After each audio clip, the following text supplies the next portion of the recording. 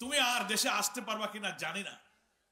মাঝে মাঝে audio video গণমাধ্যমের দুই একটা বক্তব্য ছেড়ে দিতেছে, শোনেন না?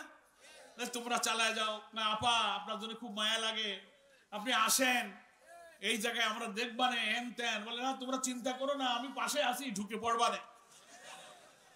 শুনছেন আপনারা? শুনছেন? তা আমরা বলছি আসেন, ঢুকে পড়েন। আমরা একেবারে গেট টেট সাজায় মালা দিয়ে বরণ করার জন্য বসে আছি। আর কাবেল বাংলাদেশের একমাত্র ইউএল এবং ভিডি সার্টিফাইড কেবল, যা এ গ্রেড এলএমই রেজিস্ট্রেশন।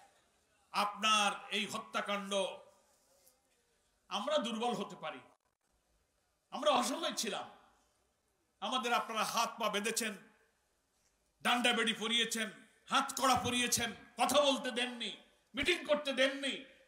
৩-৪ জন লোক বাড়িতে বসলে ধরে নিয়ে বলেছে নাশকতার ষড়যন্ত্র করতেছ, হাতে বোমা দিয়ে মামলা দিয়েছ। আমাদের কিছু করার ছিল না, কিন্তু আমাদের সৃষ্টিকর্তা মহান রবের তো অনেক ক্ষমতা, অনেক শক্তির মালিক।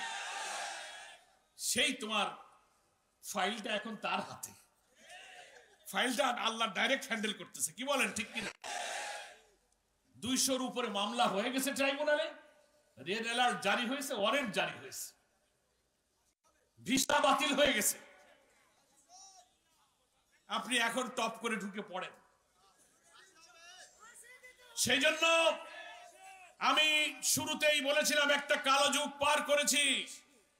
যাদের রক্ত, যাদের ত্যাগ, যাদের শাহাদাত, যাদের ইখলাস, যাদের চোখের পানির বিনিময়ে 2000 ছাত্র জনতা জীবন দিয়েছে, 40,000 ছাত্র জনতা আহত হয়েছে, পঙ্গু হয়েছে, হাত নেই, চোখ নেই, মাথার মগজ বেরিয়ে গেছে, পা কেটে ফেলেছে।